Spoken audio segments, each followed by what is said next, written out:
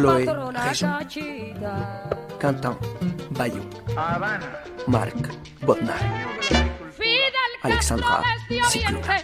A Batista combatió, Fidel Castro desde Oriente, a Batista combatió.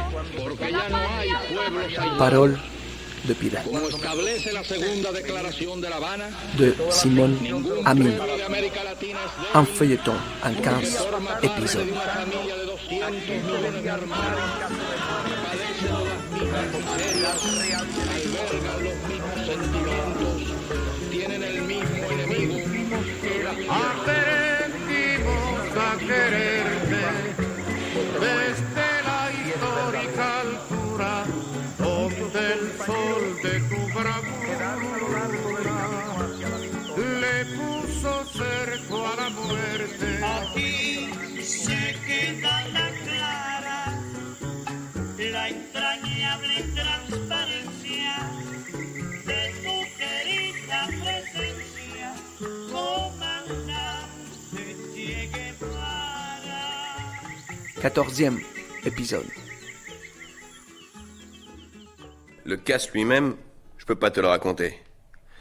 J'ai appris les détails en voyant le film.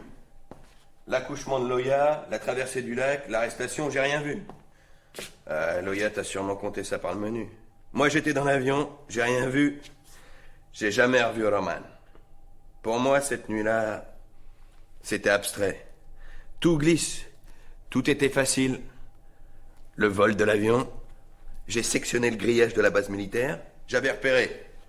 La zone n'était pas gardée. Ces vieux B-52, ils sont plus en service, réformés. Puis, qui pourrait penser que quelqu'un sait piloter cet engin?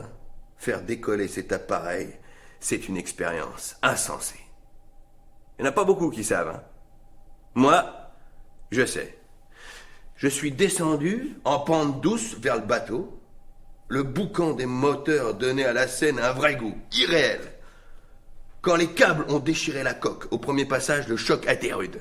Mais pas plus que ce qui avait été prévu. Au deuxième passage, j'ai enlevé le filet avec les coffres. Je n'ai rien su jusqu'au rendez-vous au Mexique, 4 jours plus tard. Ils étaient bien 3. Mais pas ceux que j'attendais.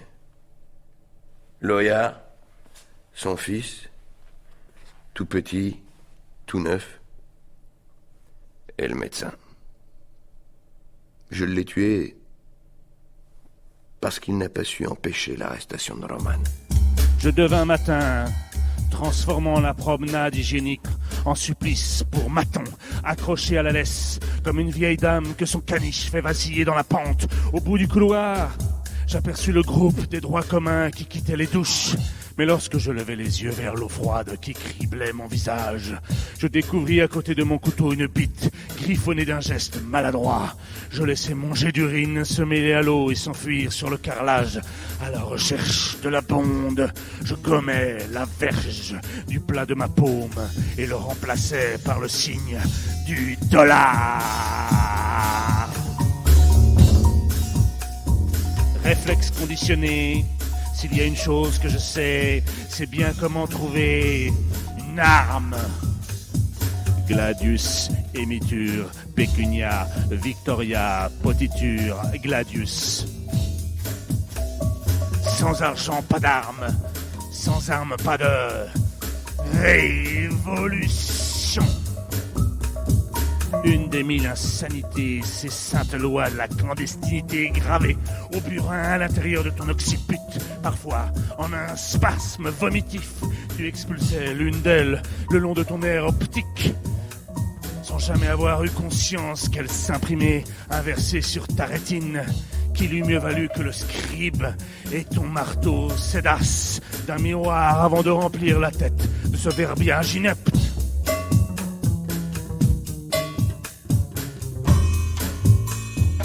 Ton urine sombre, révolutionnaire et internationaliste s'échappait par la tuyauterie, mais elle finissait à l'égout.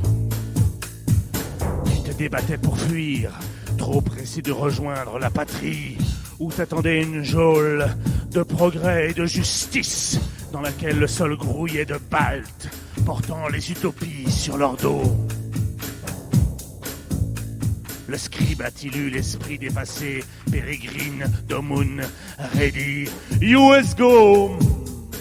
À coup de masse, avant ton départ, afin d'éviter que la gelée qui te servait à réfléchir ne te fit hurler par mégarde le slogan béni, appelant malgré toi de tes vœux le départ des troupes Oni vers la mère patrie.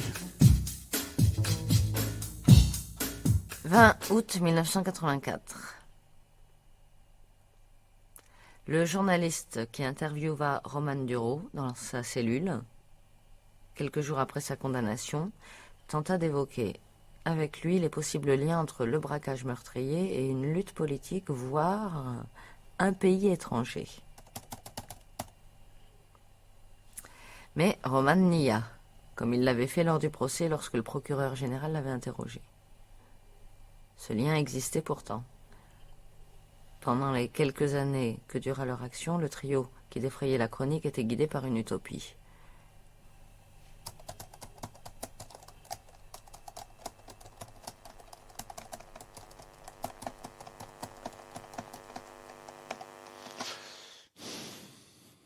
J'ai l'esprit un peu lent. J'ai des grandes oreilles en forme de poignée qui me donnent un hernier, mais je ne suis pas complètement stupide.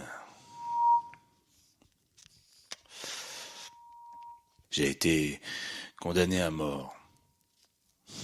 Pensez bien que s'il y avait la moindre raison politique, le moindre lien avec une dictature communiste, je m'en serais servi pour me défendre. J'aurais demandé l'asile politique. Pauvre victime du système totalitaire qui m'avait décérébré. Non, je sais perdre. C'est une de mes grandes qualités. Je suis un bandit. J'ai cambriolé un casino, c'est tout. Un lâche sans foi, comme le dit votre président. C'est aussi simple que dans un western. Reagan n'est qu'un cow-boy de cinéma, mais un jour, vous aurez sans aucun doute un vrai Texan à la Maison Blanche. Vous savez perdre. Alors pourquoi dans ce cas avez-vous refusé de révéler votre véritable identité? Ne cherchez pas des raisons compliquées à toute chose. Depuis 3 jours, je vous ai raconté en détail l'attaque du casino. Je n'ai rien omis. Cela ne gênera personne que je grille sur la chaise sous un faux nom. Tout le monde a le droit de vivre, mais pas à la même heure. Que voulez-vous dire par là? C'est clair, non?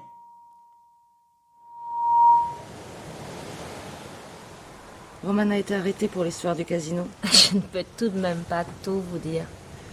Il faut que subsiste une part de mystère. Quand l'avion a piqué pour la première fois, j'étais sur le pont à tenir en respect les hommes du service de sécurité. Le bruit des moteurs était assourdissant. L'avion a arraché la tôle, ouvrant une large brèche dans la coque du navire. Le choc a été rude. Une sorte d'hystérie s'est emparée des passagers. Je suis restée hors de cette agitation, indifférente à ce déploiement de violence. Mais vous savez pourquoi? Pendant que tous couraient pour sauver leur peau, pendant que Roman s'est glissé dans la salle des coffres par la brèche, j'accouchais. L'accrochage m'a jeté sur l'acier du pont. J'ai accouché sur place, seule, au milieu du chaos. J'ai tiré la tête de mon enfant. Impossible de dire comment, mais vite. Quand l'avion est repassé pour enlever les coffres, je le tenais déjà dans mes bras. J'étais complètement hébétée de douleur et de joie. J'avais perdu le sens de ce qu'il fallait faire. Je le serrais contre moi, je portais encore ma robe de soirée. Les fusils mitrailleurs étaient là où je l'avais lâché, et je n'avais pas vu que les bateaux commençaient à sombrer. Je n'entendais même pas Roman qui m'appelait au milieu des cris. Je ne sais toujours pas pourquoi il est venu me chercher. Nous devions chacun fuir de notre côté. Il s'est agenouillé près de nous et il m'a souri en constatant que c'était un garçon. Il a coupé et noué le cordon. Il m'a délivré, comme s'il avait fait ces gestes toute sa vie. Il m'a aidé à me relever. C'était un vrai champ de bataille. Le bastingage était arraché, les bateaux penchaient dangereusement, ils coulaient. Avant de sauter, il m'a rassuré. Il m'a dit que le bébé nagerait très bien. L'eau était froide, à couper le souffle. Je suis revenue à la surface, choquée. Je l'avais perdu. Roman a plongé et l'a ramené. Mon bébé était minuscule. Il tenait tout entier dans sa paume. Roman a traversé le lac. J'étais agrippée à son cou. Il tenait l'enfant dans sa main.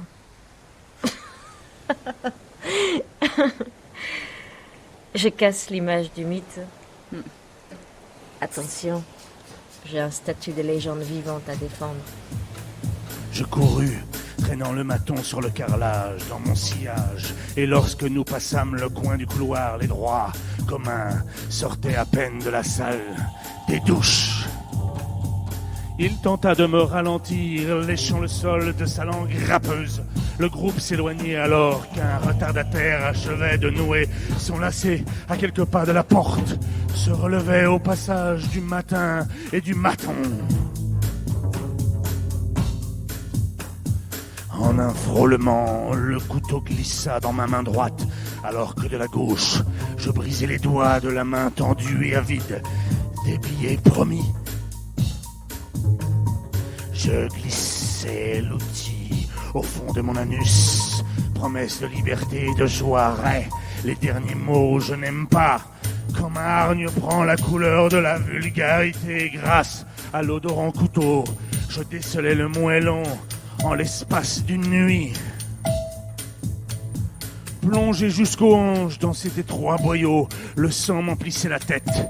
Transformé en tarière, je térébrais vers les profondeurs tel l'outil du gynécologue à la recherche du fœtus mort dans les entrailles de sa mère.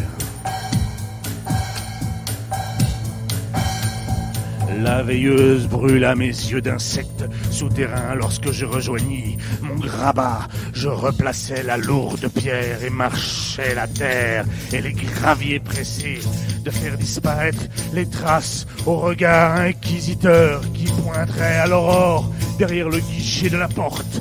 J'avalais, incapable de distinguer les éclats de mes dents brisées, des petits cailloux préparant méthodiquement cette péritonite qui devait me priver de mon appendice et de ces térébrantes heures nocturnes. L'art, socialement parlant, a un contenu intrinsèquement progressiste, c'est-à-dire subversif, car il ne saurait y avoir de progrès sans une subversion organisée, c'est-à-dire une révolution.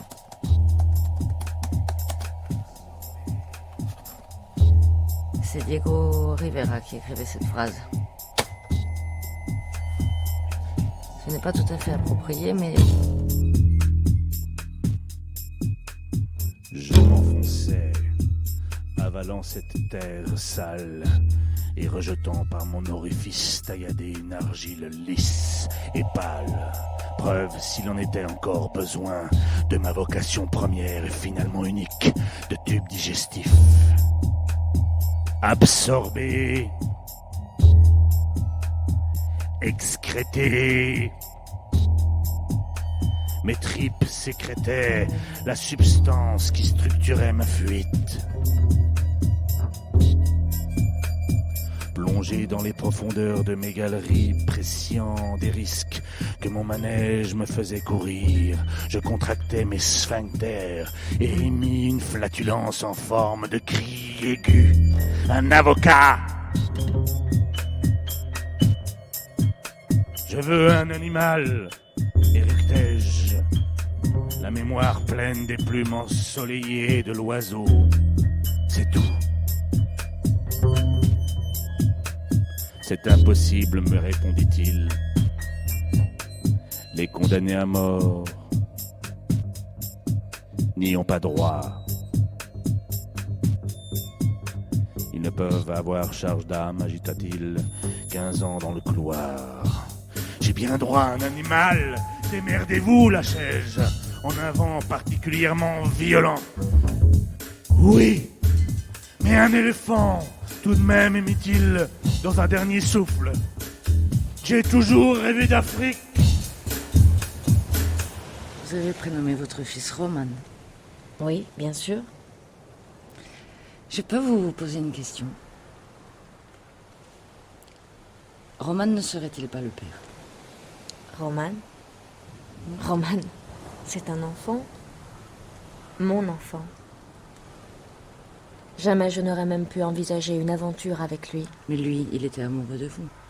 Et puis, après tout, coucher avec mon enfant, pourquoi pas, après tout? Un matin, on a bien failli. On avait dormi ensemble, il était très désirable.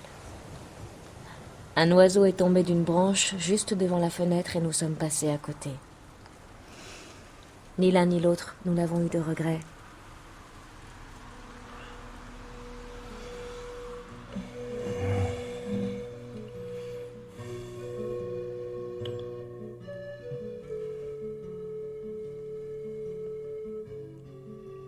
Qu'est-ce que tu fais là? Tu te souviens de rien? Tu veux dire que...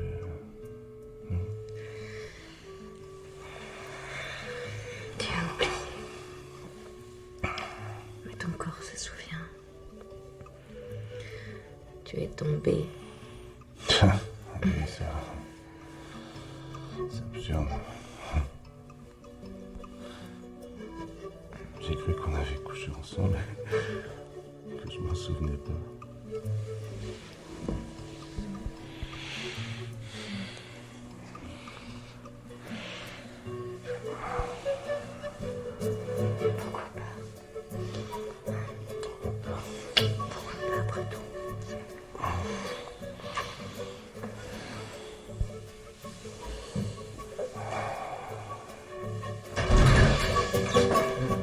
Vous avez vu cet oiseau stupide là? Incroyable,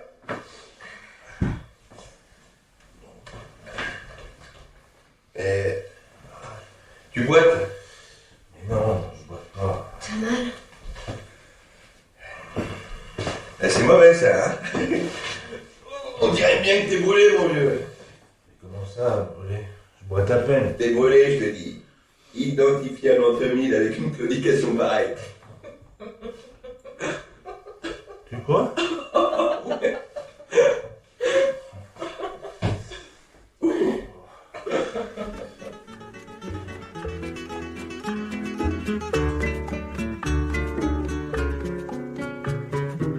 Paroles de pirate de Simone Amino.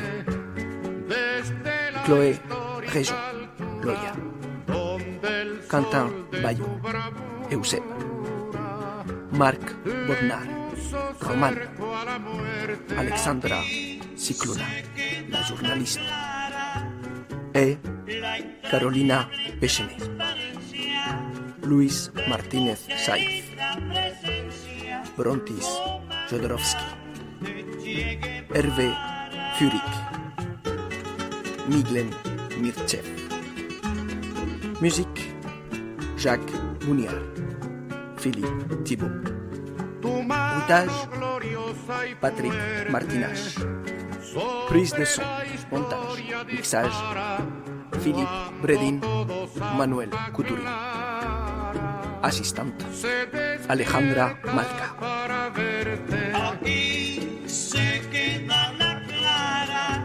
Realización Claude Guerra.